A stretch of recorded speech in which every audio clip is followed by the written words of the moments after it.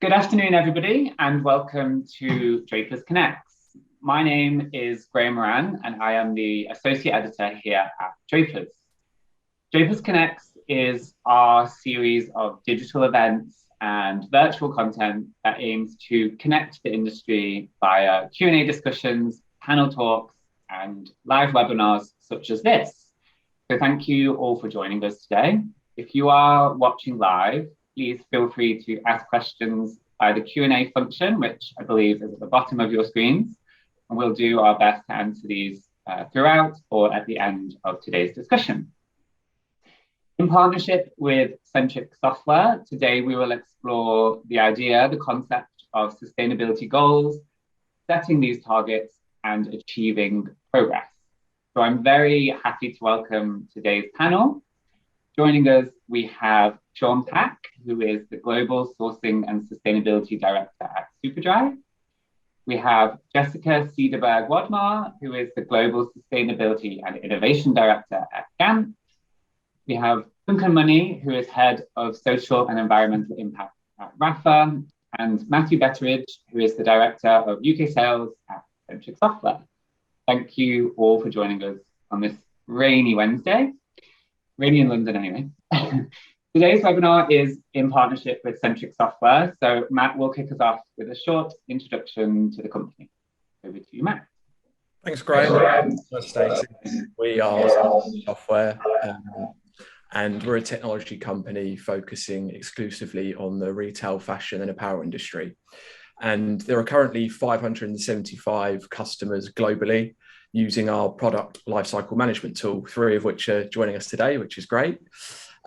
So what PLM really does is it enables a single source of truth within an enterprise. So product information from concept to consumer is available in real time and it's actionable. So if we're thinking about today's topic on sustainability, we're really providing a platform for transparency for our customers. And we're here to support as best we can some of the really important sustainability initiatives we have of our customers.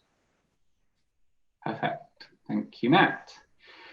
So to get straight into today's conversation, we're kicking off, I'd like to kick off with, there's a lot of talk at the moment about sustainability goals and sustainability targets. The EU has set their own targets, including reducing emissions by 55% by 2030 and striving for climate neutrality by 2050.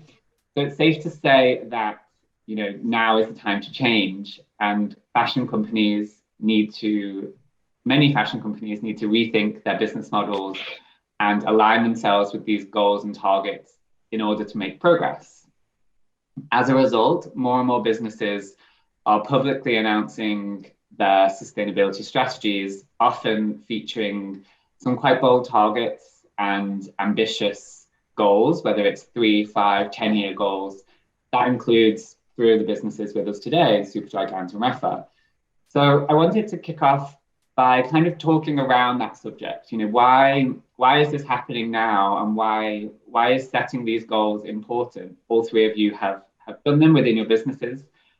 Sean, why don't you kick us off with that? Great. Firstly, thanks very much for having me on, and thanks to Centric as well. Really looking forward to sharing our journey. I think there's a couple of reasons for us, Superdry, why we wanted to do that. I think first of all, we all have a responsibility to be doing the right thing and to lower our impact. And I think it wasn't like something new for us. We'd been on this journey for a number of years. For instance, all of our stores, our head office, we've been using things like renewable energy since 2017. And we wanted to make a big statement. So we wanted to make our North Star so we could align all of our efforts in moving forward and changing at pace. And so we set out, we wanted to be the most sustainable listed brand on the planet by 2030. And we then sort of said, well, what do we need to make that true? So it was just really important for us to set an ambition.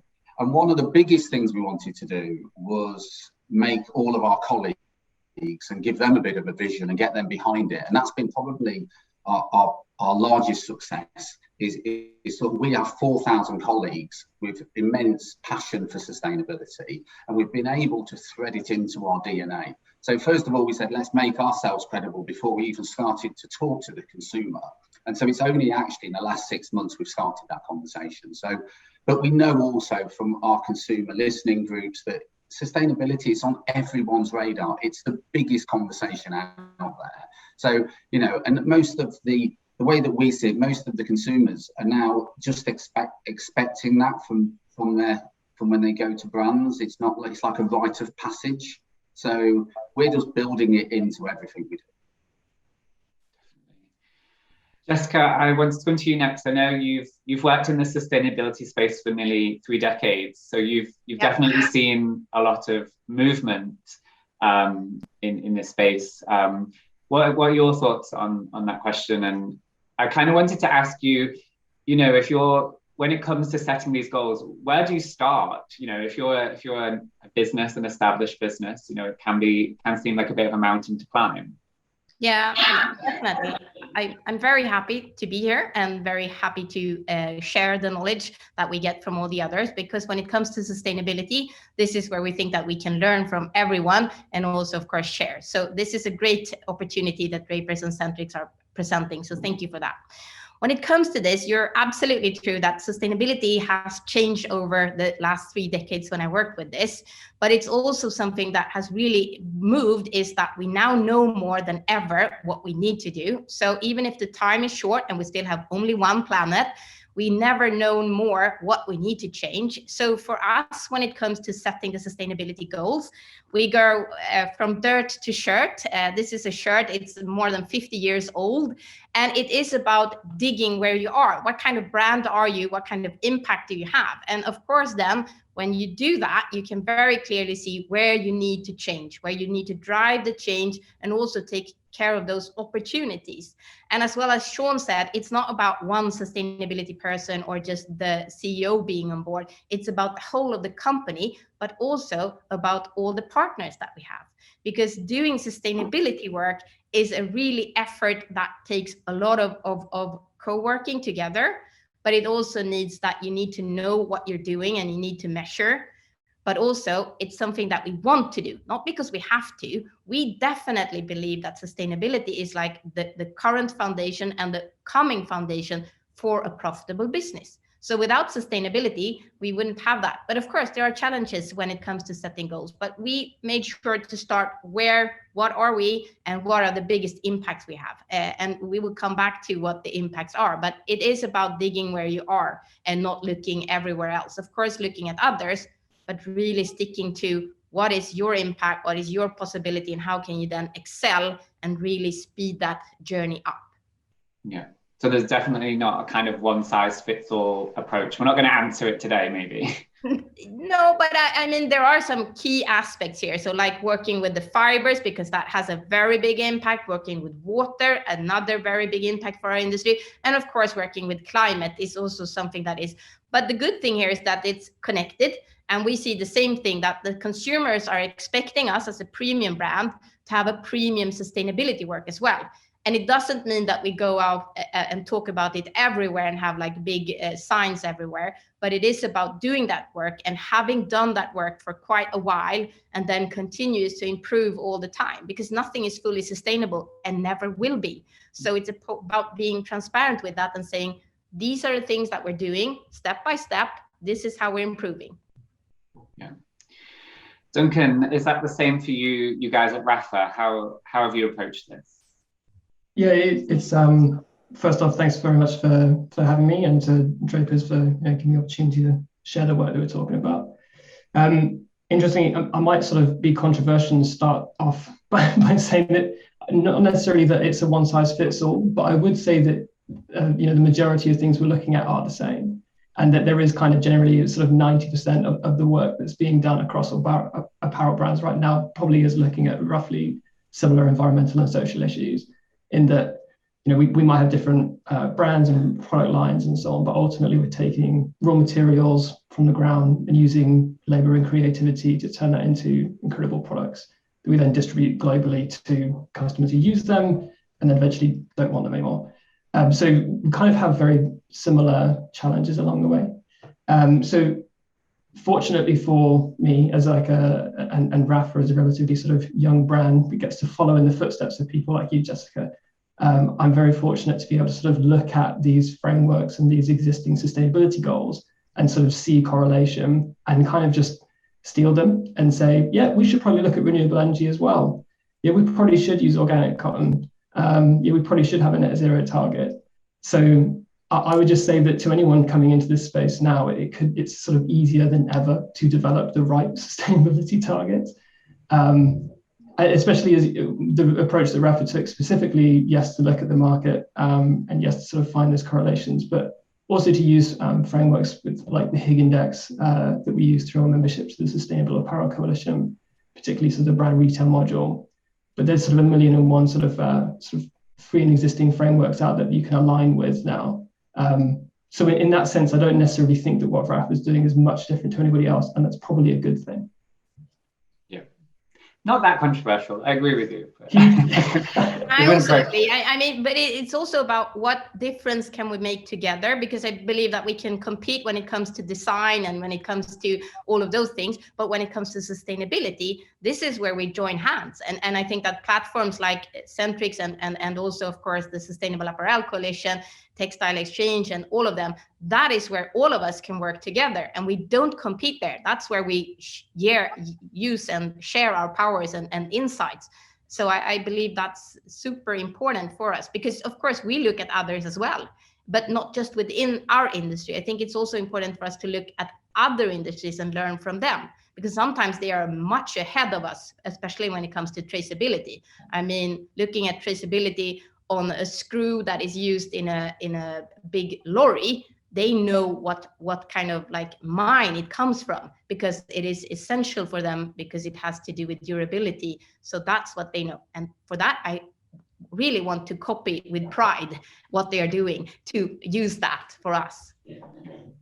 I love that idea, copy with pride. I think it's good. Matt, is this obviously Centric work with a lot of different businesses across this space? Is this kind of the same thing you've been hearing with other businesses? Yeah, absolutely. It's about creating a culture. You need everyone to be involved in the process. You need everyone to buy into it. So you take it from a holistic level at the start and then drill down onto an individual level so everyone buys into it. And that really helps with defining the goals that you need to move forward, and also then determining each individual's role within that and how we can all group together and achieve things. But of course, businesses are different.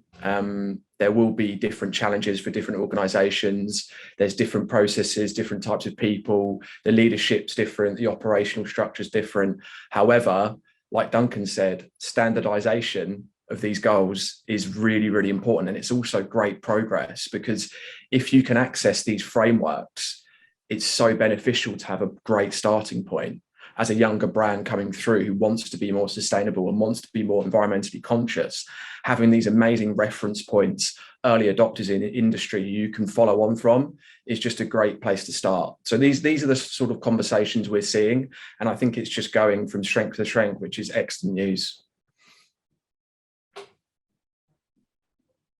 I did exactly what I said I wouldn't do. I put myself on mute.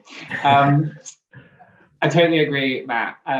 Something else I wanted to ask, and maybe I was going to ask you, Sean, but if anyone else wants to jump in, we talked about setting these goals and these targets. But one of the key things that you've all done is communicated them, particularly the 7 rules of Gant, and Sean, I know Superdry were very bold with their announcement. As you said yourself, you want to be the most sustainable listed company.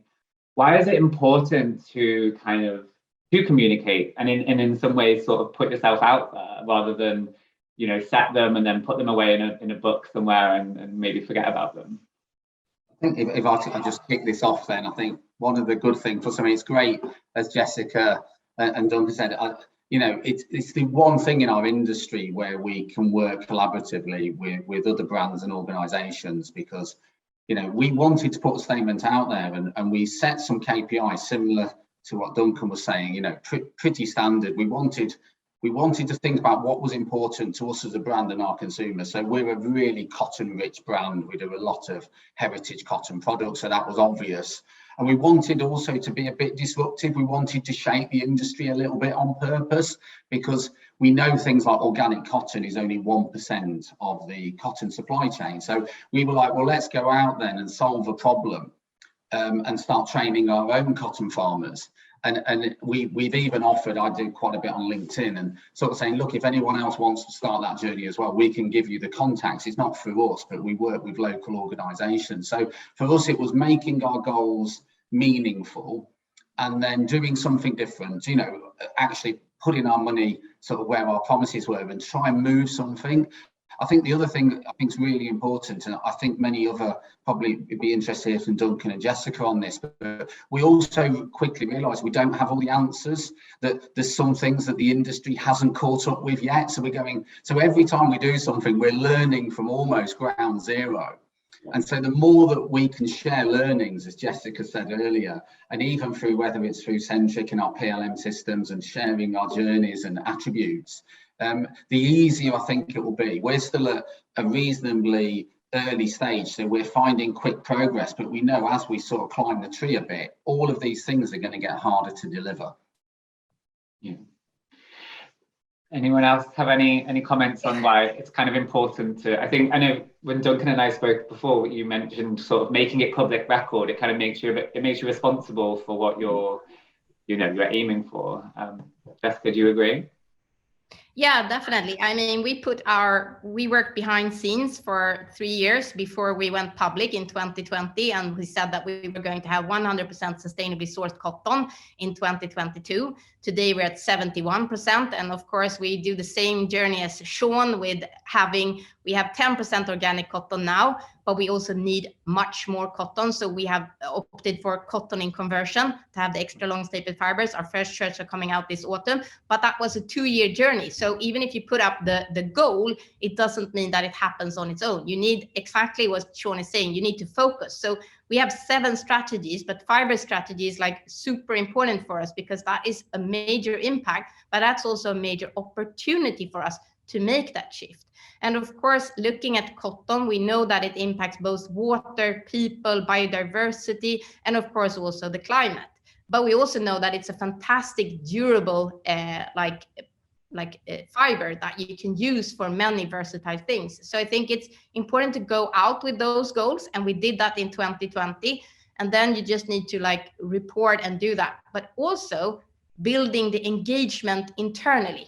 So when we launched those 7 strategies and the goals that we really put out there, we also launched the 7 rules, the Gant 7 rules, which is actually about communicating. It is the EU waste hierarchy, and that isn't that fun. So I mean, if we were saying hey, we're doing the EU waste hierarchy, I don't think that any of our fantastic consumers would go in and say, yay, we want to help. But with the 7 rules, where we're talking about refreshing, repairing, remaking, and renting, and recycle and regiving, then we can have that kind of community spirit and also never stop learning. And also we know that we do dirt to shirt, that's our responsibility and that's what we want to do. But then when we go dirt to shirt and beyond, that's when we need the help of our fantastic consumers. And they then need to understand what can they do that's kind of simple for them, but also available for them. And that's where communication also is a key part, because it is we say that sustainability, it's very complicated, but it's not impossible. And that is what you always need to it's complicated, but it's not impossible. As Duncan said, and as that we all agree on, we know what we need to do. It's just about the speed here and how we can then move and shift faster. And I want to add one thing to Sean's, for me, it's also important that we have third-party certifications on this. So it's not me, even with 30 years experience, saying, oh, by the way, this is sustainable, and then everybody should believe that. I think that this is also where we see a shift now. You talked about the EU and the rules that is coming. That will also streamline the whole of our industry to compare each other in a much more transparent way. And I think that it's very good to be members of Sustainable Apparel Coalition, HIG and SAC, because that's also where you have the comparison of that, and that's also where you can benchmark against others. Now you're on mute again. I keep doing it. I'm not going to do it again. We've discussed the kind of the concept of setting your goals, and that's great, and you communicated them even better. But now I would love to ask the panel, what's next? You know, where do you start, and what maybe challenges or opportunities have you come across? Sean, why don't we start with you? Where would you advise someone to start on this journey? Where to focus your energy in the beginning? Yeah, I think one is, I'm seeing a few of the questions come through actually as well, so I'm reading them as we go through, so I'll try and incorporate them in the answers. One is, I think except you're on a learning curve, you don't need to do everything all in one go. I think I've already mentioned, make sure it's really clear and important to what you want your business and brand or company to stand for. So you think about your consumers, what they want from you, because ultimately, you know, they're the most important thing. And then we talk a lot about like integrity, and I see a few of the comments coming through about people greenwashing and over-promising, and we when we do things, we try not to say. What we keep talking about is share and learn, because it is confusing for the consumer. There are so many claims out there about different things. As I think Jessica mentioned earlier, we are not sustainable because ultimately we are making clothes and selling them. We can only lower our impact. And what we've moved to more is make sure what you're doing is you can really audit it and understand it. And I think Duncan mentioned HIG earlier, and we looked at quite a few ways to measure impact. And we personally, and I know there's many other organisations that do this, but we found the HIG index is really useful for us to measure our impact. So that will give you chemicals, water, and carbon. Because we've seen, for a great example for this is organic cotton is really good for the water. We can see it, we can test it. It's 80% less water, which is great for the areas where we get the cotton and for those communities and for the planet. But actually, it doesn't really give you any benefit on carbon. But it does also give you a big benefit on chemicals. So I don't think there's a one trick sort of fits all. You've got to look at each element and go, well, this sorts some of my water out, and then something over here like renewable electricity really helps that. One of the things we've also done are things like air freighting. I'm not sure, it'd be good to get Jessica's and Duncan's view on that, but we used to air freight about 11% of our product. We've actually capped it at 1% now, and that makes such a massive difference to your carbon. So there's lots of ways that you can think about for the people on the call of how you can drive impact through different thinking. Yeah. Jessica, you're nodding. I was going to say. I'm nodding. I mean, it is absolutely about, and that's like, it's important that all of the things that we do, they all connect, like water, climate, biodiversity, people. It's all there, but sometimes there is a tough call that you need to make. Now, this is the priority. It is biodiversity and water. It will have a bigger impact on the climate, but then looking at that, it's a renewable like fabric, and that is the longevity of that garment is super long, and you need to make sure that you then have that. Because even using organic cotton and then having something that skews after 2 washes, then it's a waste. So it needs to go both with like the quality, the fibers, all the way through. So it is about that all the time. And of course, yeah, capping, like not using flight because it's faster, but that also needs for you to work in a longer, like you need to have a longer view on where are you going, when, at what time, and you need to plan better. And I want to come back to Matthew then and Centric, because I believe that for us to be able to measure this, of course, PLM is instrumental. And at now, 80% of all our garments come with a sustainability claim. So 80% of the collection comes with a sustainability claim. That one is found in the PLM system. That's also where we gather all the certificates and all of those things. Because without that, it would be, again, like a guess or something like that. And that's never okay. But we have a challenge here, and I know that the whole of the industry, the systems are not talking to each other. I mean, this is the real challenge, that they are not today talking to each other in the way that we would like them to do. So we have a lot of data over here, we have a lot of data over here, and we know that the consumers want something that is simple to understand and easy to view, and also comparable between all the brands. And right now, that is not something that is easy to achieve at all. Yeah, so Jessica, that's a great point. I think if we think about data in the modern world, right, it's just so vital. It can be reused, repurposed. We can get new insights from old and existing data. And to truly empower that data, though, we need technology which can organize it, which can optimize it, which can centralize it. So I think that's where PLM really does come in that we're empowering that data, right? So by centralizing everything, we're making sure that we're aligning the enterprise, okay, and creating this transparency across the value chain. And I think that's so important for sustainability, making sure you have that transparency across the whole value chain. And talking about materials, Jessica, that's one of the first questions that we ask. So, how much of a certain material does a business use? And with PLM, you can really identify and calculate the detailed amounts of a given material based on a season, year on year, etc. And then from there, you could also then link those certifications to that material, all within the PLM solution. You can find out, is it MCI approved? Is it GRS approved? Is it organic? So, but you only achieve that through having that visibility in the first place. And that's where we feel that technology has its place in providing that all-round visibility for the customers. Talking of where to start, or where to choose to focus, we've mentioned just now materials. Obviously, that is quite an obvious one. Duncan, I know we have spoken in the past about this, so I'd like it if you could share that this kind of anecdote that for Rapha, you guys chose to focus on jersey. Is that right? And it wasn't necessarily the biggest impact, but there was a reason that you did that. Could you tell us about that?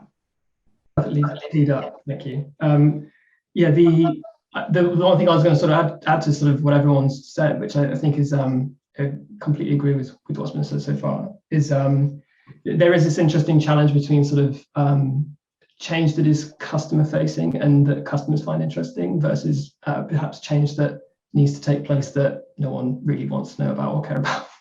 And actually those things frustratingly aren't always perfectly aligned. It's not that the things that people most care about are the things that are quantifiably the most impactful. So there is a bit of a balance to be struck between sort of how to engage people, bring people on a journey, but then also how to create sort of quantifiable, measurable change over time. So I'll give you two examples of it. An example of the symbolic change that we made was looking at Rapha's classic jersey. It's a merino wool polyester blend. We switched out the polyester to recycled. Obviously, that made an improvement that we can measure on the Hick Index. So we know we've sort of genuinely gone in the right direction, but it's not one of our biggest buys by material sort of weight or anything. But what it does do is it demonstrates how the company is changing, and it's changed at the heart of the brand. The classic jersey is one of the first products we ever made. We've continued to do it year on year, and I think this will be the sort of third big iteration of that product. And so it really demonstrates sort of how the lens of innovation is maybe shifting over time for Rapha, and then that's kind of then trickled out into other products that we've done as well. So big story, symbolic, change at the heart of the brand. But quantifiably, the impact important, but not game-changing. An example of maybe the complete other end of the spectrum is looking at the Hick Index facility environmental module, or the data that the Apparel Impact Institute has done in collaboration with the World Resource Institute. Looking at the sort of key interventions of what needs to be done within the supply chain to reach the net zero targets by 2030 beyond. Energy is so massive within the material supply chain, in terms of the yarn construction phase and the fabric construction phase. It can be organic cotton, it can be fair trade certified, but if it's being made with coal, then we're not doing much good for the world. So that's kind of an interesting challenge, of sort of getting more towards those lower customer facing but higher impact challenges as well. Yeah, I guess it must be quite a challenge to decide between those two as a priority, you know, something that maybe your customers can relate to more than something that they can't. How do you kind of, you know, pick if you could only do one sort of thing? Well, I asked this to someone recently, and they said to me, we need to be able to walk and chew bubblegum at the same time. And ultimately, the energy the supply chain uses is the supply chain team's role, and the materials that our products are made from is our materials and R&D team's role. So in terms of splitting the resources, it is something we should be able to do concurrently. And I'm pleased to say we are making progress on those things concurrently. So I'm going to sort of dodge the question and say both all the time, please. I can just say that you need to do all of them at the same time, and that's the challenge, how to prioritize. But that's again where it takes the effort of everyone. So everyone at Gant is working within sustainability. I say that they're all part of my sustainability family, so they are all part of that. And that's also where it's important to train them so that they understand what is their impact when they are putting things into the PLM system, like the weight of a garment. That then comes out as something that I use when I do the climate footprint or the water footprint. And we had a question about the water footprint. I mean, water is a very scarce resource. And if we know what to do when it comes to climate, water is something that is evolving all the time. We know more and more about how scarce resource it is and that our industry is really impacting it. So that's again where it's super important to measure and to look into that, and to also have a water footprint and see where can you go in and do the different things and what are the positive ones. Like for instance, for water when you use organic, and where are the challenges when it comes to dye houses and all of those things, and also when it comes to the synthetic materials, also when they are being washed. So I think that this is also the balance, and it's not just about focusing on one thing, but that's the fun thing about this. You're never done. You always have something new to do, and you always have something else that you can like engage people to do. And as long as you have that kind of like, yes, you have a goal here, you have a goal, you can measure, you can see, that's where it's also doable. Yeah. I think just from our side, I'm reading a few of the questions, and yeah, I agree with Jessica. It's when you first start looking at it, because you need to drive such change, it can feel a bit overwhelming. Where do you start? What do you do? How do you engage? We did something quite early on, which worked for us, and it could be a suggestion. We set up a group we called them the Sustainability Warriors. A little bit cheesy, especially if you've seen the old film from the 80s. But we invited people who are passionate about sustainability to almost be our activists, and they represent every single element of the business. And by sharing and learning off the KPIs, we've let them go off and do things. And it's not always about the big things. I think, as Duncan said, it's like, for instance, our care labels. We moved all our care label ribbon to recycled. You know, no one really cares, but we use a lot of care label ribbons. So we thought, well, that's a good thing. And then we've moved a lot of our packaging away from plastic, even down to the Kimballs. And we're just looking at the moment, and we won't say anything to anyone, but we're looking at how much recycled content can we get in our buttons. Now, who really cares about buttons? But actually, when you look at them in a different way, it's actually quite fun to start going, how do we turn all our buttons to recycled? You know, we've changed all our padding in our jackets to recycled bottles. Don't try and do everything. If every time it's a new little project and you deliver it, I think we've managed to get that momentum. And actually, you're not asking people to be their job. People want to come to you with their solutions. You know what I mean? It's built into your brand's DNA. So we've made progress, but I think we haven't got a big team. We have a couple of people on sustainability. It's a business thing, isn't it? It's not about an individual's thing. It's the whole business needs to change. But I think you're picking on something that's really important. We also shifted all the filling in the outerwear to be recycled and all the down to be certified with the standard. I mean, it's about shifting all of them so that you don't do, and then you can also do the small things that maybe not have the biggest impact, but you need to do big and small at the same time. but it's also the instrumental of that knowing like what is the impact here. And we did as you, Duncan, we also always lead with shirts because that's our heritage and that's where we started. So every time I'm doing something within sustainability, whether it's a new wash or whether it's a new way of dyeing or whether it's new fabric, like the ones that we're now doing with the cotton in conversion, we start with the shirts because that's our heritage. And that also then gives everybody kind of like a connection to something that they have a very like they know about it internally. Of course, it's always a challenge when you then go into like looking at, but we did the same thing for the 7 rules when we launched our first remake, which is then leftover fabrics that we had lying around. We started with shirts because that is where we start all the time. So it's about that repetition, but also about like teaching everyone, like feeling the proudness of that to they want to engage to do the next step and the next step. And we also have like you we call it a sustainability action team that is working internally because we are only 5 within my team, and that means that we can use all of them. That's great. So now to my next point would be, we've talked about setting the goals and we've talked about ways of making change, where to start, whether it's buttons or cotton or care labels, ribbons, everything adds up. But how do you sort of quantify what impact that's having? Can you? And how do you almost track that progress against the goals that you've set yourself already? John, why don't you kick us off with that one? Yeah, I mean, we have found this a bit more of a challenge, and I'm sure the team, who I know some of them are listening in, would agree.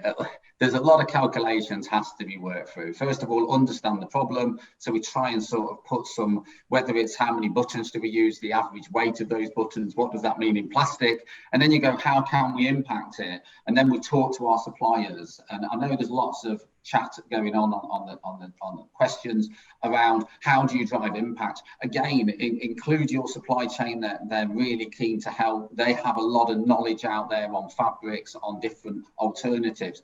We just sent a call for help on what sustainable trims are you using for other customers, and we just have books and books come in that we could share with our design team to look at the solutions. And then once you do that, you can measure your impact. And we always have to go through. We do get all of our year-end reports audited anyway. We have to show all of that to them.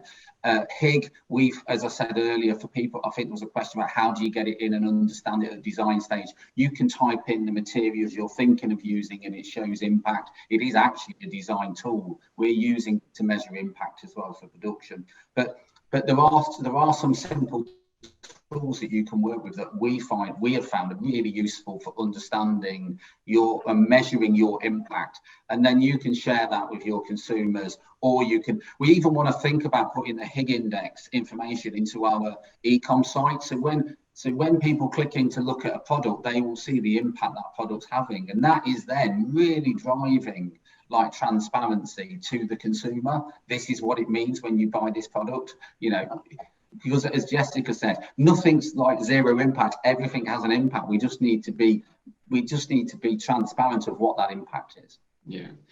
Matt, there's been a lot of mention of the HIG index, and there's actually a question from our audience asking about the HIG index. Centric has an integration in that space, is that right? Yeah, that's absolutely right, Graham. It's really exciting. I've seen all the questions come in, and obviously the panelists talking so enthusiastically about it. And now Centric PLM has an active integration into the HIG index. So what this will do is provide designers environmental impact data on material choices, for example. So if you think about the designers and product developers, they'll be able to send materials from Centric PLM to HIG with the click of a button, and then receive impact scores for each material choice. So, we might get information back around the carbon footprint, around the water utilization, and it's obviously using the most robust and trusted sustainability data set on the market in HIG. So it's really exciting times. If you think that you could get a product score and have this automatically generated once the BOM is complete, what impact is this going to have on decision making about sustainable products? It's going to be huge. So it's something we're really excited about, and obviously there's been lots of questions coming in about it today. So it's clearly front of mind at the moment. Yeah. Duncan or Jessica, do you have any insight into how your businesses are tracking or keeping on top of your progress to then report back against your goals? Yeah, I mean, we do the sustainability reporting every year. So in that one, we show off the progress. And I mean, we have put up the goals out there, and then we, of course, need to show the progress every single year. So I think that is one way of doing it. Of course, also showing online how you're progressing. And again, also then engaging with your suppliers to be able to reach the goals, because we can design the things, but we don't make them. We need our suppliers to make the fantastic products. So of course, that's where you also need to have that measure, and having them in the HIG and SAC is also where you can measure them and see, and that's also where you can compare. So over here, you're making this shirt with this amount of water, but we have another shirt producer over here that we're using, and they're using less water. I want you to teach them to become better. And that's, I think, is something that is super important for us, the never stop learning attitude to this, but also being transparent and showing off the goals. But you don't always reach your goals, so you need to be transparent with that as well. Yeah. Duncan, anything to add? Would you mind? There's a few questions coming through, and I think we should try and answer them. I don't think we've got all of the answers, Graham. Is that okay? There's one come through, a few at the end. I'm glad you care about buttons. A few people that are listening. There's a lot about overproduction, end of life, and things. I mean, and I don't know. It'd be interesting to get the other viewpoints. We made a commitment a little while ago for our brand. Is we totally appreciate the overproduction. We were fundamentally guilty of it. We would buy almost for sale, and we have changed that, and we've made a commitment that we are a full price brand, so we want to sell products at full price. There is certain clearance activity, but we've said we won't ever hold sales in our stores now. We've cancelled that. We have some outlet chains that we use for that, but we call it, actually, there's a term that's being popped up to the industry. It's called degrowth, which I quite like. And it's about only buying what you need. So we've reduced our buys by 40% based on us understanding our consumer. Sometimes it means we sell out and we have to think about other things that we can offer, but we call it degrowth. And also, if anyone on this call has bought Superdry, we call it a quality obsession, as I'm sure many people do as well, Gant, and we know Rapha's very good quality as well, is we make products, we're not fast fashion, we make products that last almost sometimes too long. And also we're really proud, actually, and another thing I don't know if other people have done, we've partnered, we looked at how can we help that recycling and end of use, sort of pre-loved, giving them another lease of life. And we've only at the end of last year, we've partnered with Oxfam, and so we offer a give back service in all of our stores, and that has been fantastic, because actually it's a community where we're linked with the local shops for Oxfam, and they work with our stores. So look, we haven't got all the answers. I think they're really good questions to call out, but I think we're all trying, and I think we've got to be careful that you don't look at things like there's an end goal. As I think Jessica said earlier, it's a journey. We're all just learning and trying to get better. And if we could share all those things together, I think we can make a big difference. But I think that for us, it's about circularity. And for us, when we're talking about being a premium brand, we of course want our products to be part of the circularity. And that's where also, Graham, you and I spoke about, like, you need to challenge our industry, and you need to do things that you like. We launched in 2020 lifelong repair on all our jeans.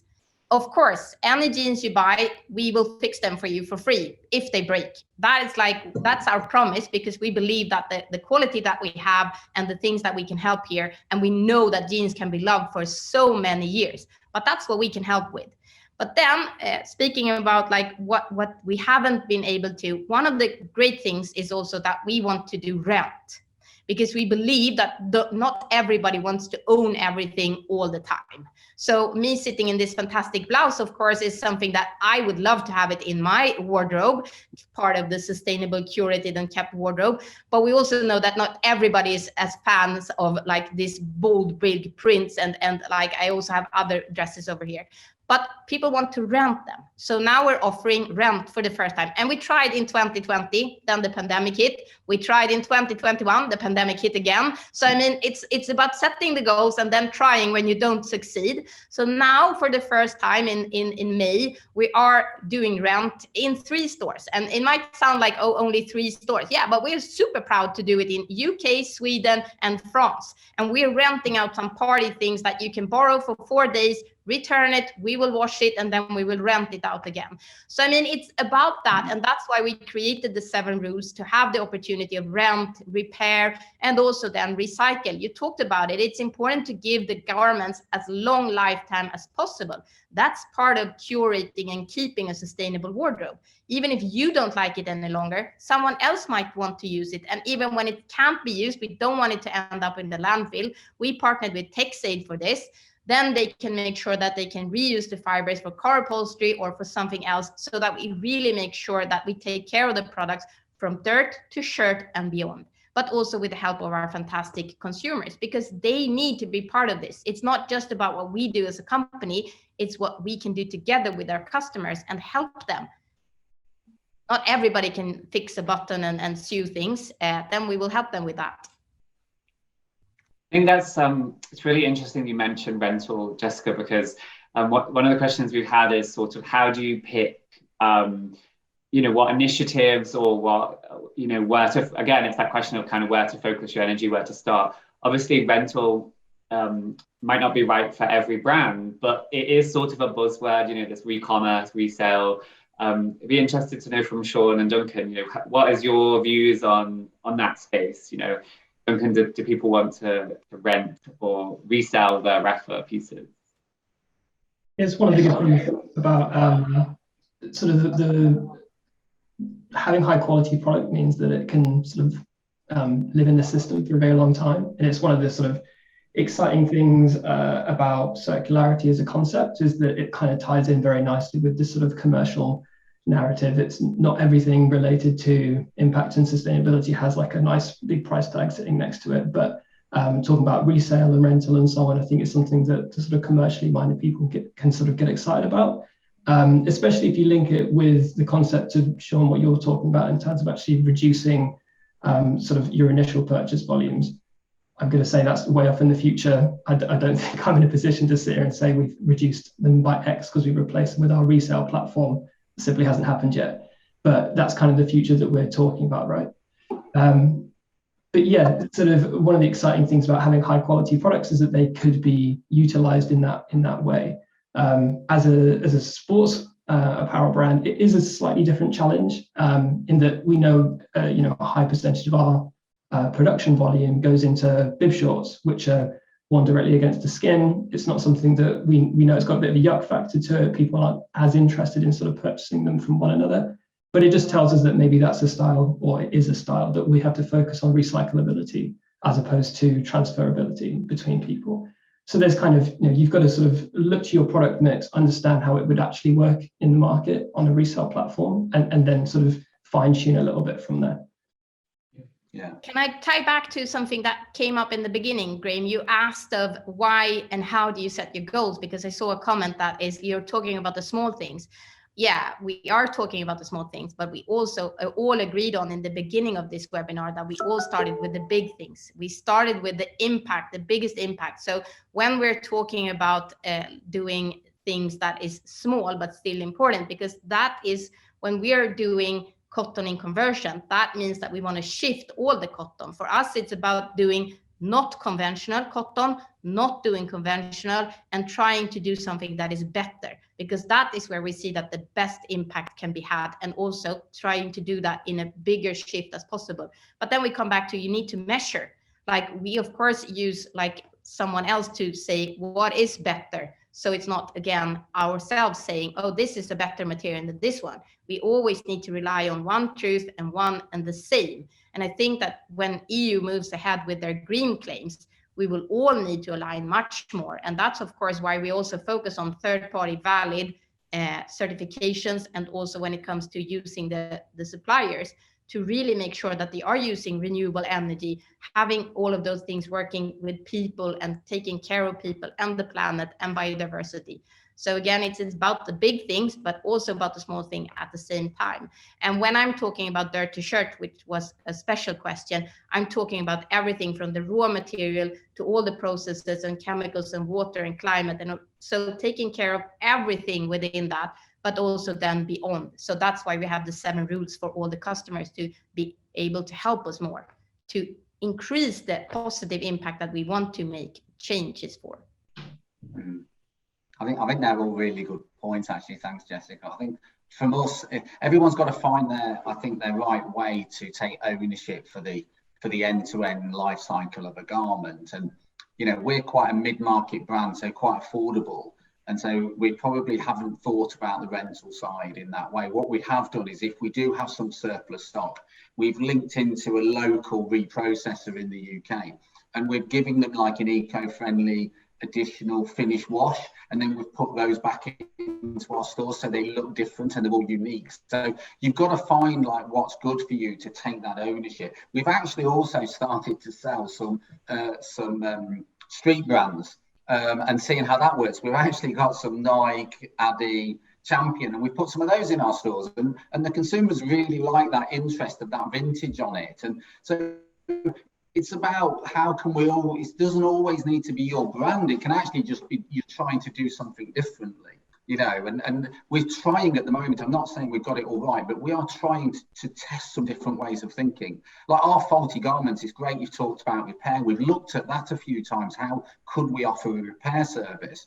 All of our faulty garments, actually, we donate to a UK charity called New Life, which helps disabled children. And so they actually repair the garments and sell them through their shops, and that money raises money for great causes. So I think for anyone on this who's listening to go, think about different ways that you can combat these problems. I don't think there is a magic solution. It's all got to be tailored to your brands and your business ethics, I think. Yeah, Sean, it's really interesting. You've been hearing the words overproducing and oversupply and excess. And I think that's where we as a technology company are thinking in the future as well. So if we think about the value chain, obviously planning is a big part of that. So the way we see the future is that having access to this data is going to enable us to have really accurate trends that we can analyze from previous seasons. And then what we can do is we can zero in on what the top market trends are and best sellers, right? So when you're looking at the planning stage, being able to utilize all this information and then turn it into data-driven seasonal reports should stop companies from overproducing. So if retailers and brands like yourselves can have more accurate production orders and not have bloated orders made up of products that may not sell or may need to be heavily discounted, or at worst case end up in landfill, that's obviously exactly what we don't want. So we're really thinking about that front end on the planning side and getting that absolutely right. And I think having the right planning can really help reduce that inventory stock side, right? It's so important to accurately forecast goods, making sure we're properly aligning supply and demand. That's a key part of this. By only producing what we actually need, then companies can effectively cut down on additional costs associated with that oversupply, and it also helps with our sustainability targets. So Centric Software are really thinking about that front end on the planning side. Brilliant. No, that'd be really interesting to see. We've introduced actually what we call short order, whereas we're buying small amounts quite early on and just bringing them in, whether it's top stores or e-com, just to see the measure, whereas previously we'd buy the big order, take a big gamble 6 months out, and then you do get that stock problem. So any ways, I think, Matthew, that we can help make better decisions are needed. Exactly. I think if you know where and when your products also need to go, that can have a real impact on reducing emissions, right? So if you're not having to ship inventory around to different warehouses, different locations, because you have the proper planning in place, we can achieve some real impact there on emissions. So that's just one thing to think about. It's great, but it's also, remember, we as a premium brand, we plan like 18 months ahead. So and that's also why we can keep, like, we don't fly. We have a few percentages that we need to fly because something happens. So we need them to be out in the store because we have a big campaign or something like that. But this is where it's super important to understand that when you're a premium brand and don't do fast fashion, it also is a different cycle. We have a lot of garments that is never out of style, that is almost the same every year due to the quality and everything that we know that our consumers want. And then we have some seasonal newness and stuff like that. So I think it's different here also, that it's important to know what you are and where you want to go. So that's also important. And we, of course, make sure that when we transport, that we really know where is it going. But this is also the opportunity now where people can go online and buy stuff. And we know that they need a measured guide so that they don't order the wrong size, so that we don't get returns that is unnecessary. So it's all about that, like, creative thinking on how can you help the consumers but still mitigate the impact and also plan ahead. Sustainability is always about thinking like 5-10 years. So 6 months is like, that's tomorrow.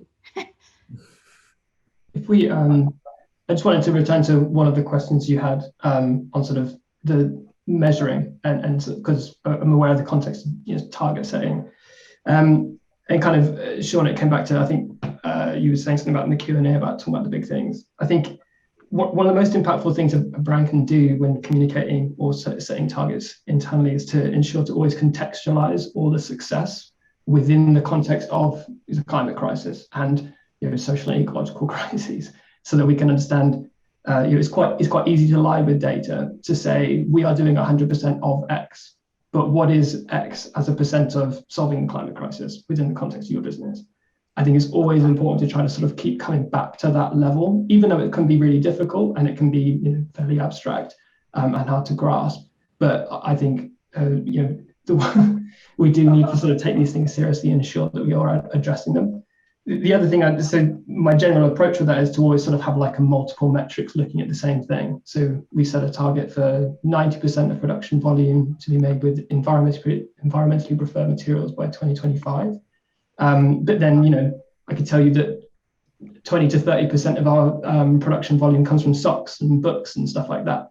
So, how are we going to achieve this goal whilst also really having positive impact? Is by looking at the weight of the fibers we're using. So hats off to Centric, who's going to help us sort of run those calculations, and how we're actually addressing the carbon footprint, which we have another partner looking at our sort of company footprint as a whole. So it's never just relying on one metric to try to tell a complete story. It always needs to be sort of a combination of how you paint a picture with multiple data points. And that's kind of the responsibility of a brand, to demonstrate they're really tackling the biggest things. Just wanted to share that. Yeah, definitely. I think that's some great advice. Unfortunately, we have gone a little over, well, not yet, but we're almost out of time. And we haven't even got to many. I know everyone did a very good job of trying to weave in some of the questions from our audience as we went. But I thought we could try and whiz through a few of them if everyone has a few spare minutes. I feel like we could talk about this for another hour at least. Unfortunately, we're not able to. Something that I thought was really interesting and just quite timely, obviously, with everything that's going on in the world at the moment, and different pressures on different businesses. Obviously, we've had the coronavirus pandemic, and there are more challenges ahead. How is this impacting what you all do in the sustainability space?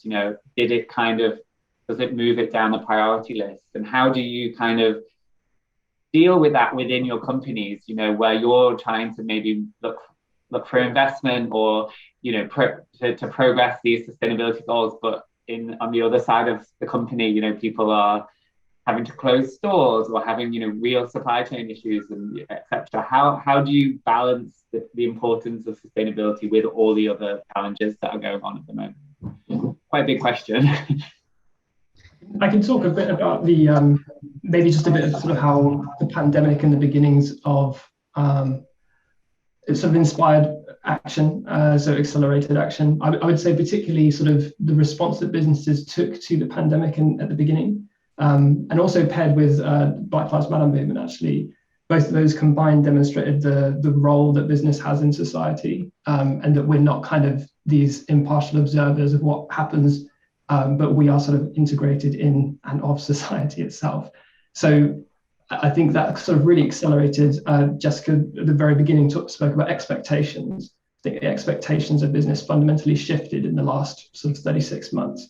And I think it's really important that companies are able to deliver upon that expectation. So in terms of the case to act on these things has, again, never been easier and never been clearer, both sort of across environmental and social responsibility. For us, it meant that, of course, we wanted to launch the big 7 rules and everything, and then the pandemic hit, and then the focus, of course, needed to be how to help us suppliers, how to help ourselves, and how to take care of like the business. But it didn't mean that we, as a sustainability team, slowed down in any sense. That's where we increased the work for finding the cotton in conversion, trying to find a new way of working with the rainwater harvesting together with water aid in India. So we increased the speed of many of the things that people don't see, but that we toned down on the communication because the stores weren't open, so people couldn't come in and rent, and they couldn't return any pair of jeans or anything like that. But we scaled up on the other things at the same time. But also it really meant that we needed to be strong with everybody partnering that we partnered with, because this is also really shown the stress that we have within our industry, and some of the things really needed to be taken care of. Payments needed to be put forward earlier on. We needed to shift from one factory to another when they were open. We needed to wait and maybe change so it could come a bit later and so on. So it was a very big shift, but at the same time, we didn't slow down. But we moved on other things at the same time. I think interesting that a few questions similar to that is, yes, we are seeing certain costs go up. You know, we know the challenges at the moment, you know, with raw material prices in general. And I think Jessica said a really good point there. Is that we try, I would suggest anyone on the call is speak to your supply chain. You know, we call them family members. You know, we partner our suppliers to make a difference. The only thing I can say is I've always found whenever you talk about just like lowering impact and being more sustainable, it's always a positive conversation. People want to help. People want to do the right thing generally. So, you know, you do see some ridiculous costs as soon as you mention the word sustainable. We found where we've challenged that and tried to get back to source, it doesn't always have to cost a lot of money. Some things, like we moved some of our silly things like our econ bags, we moved from plastic to paper. Well, actually, that didn't actually cost any money. You know what I mean? It was just a changeover of a material, and we were okay. And we used the recycled paper for our econ bags. So there are things that you can do that can have a big impact, and anything you can do to have an impact. If we all do that everyone makes small changes and keeps growing in confidence, it will all collate to a big opportunity for us as an industry to lower our impact. Definitely. Unfortunately, I think that's a really good point to leave it on. Unfortunately, I think we will have to wrap up. For all the questions that we haven't had a chance to get to, I'm going to circulate some answers directly. I'll have your contact details from the question section. So we will get back to you. So we're sorry we didn't get through them all today.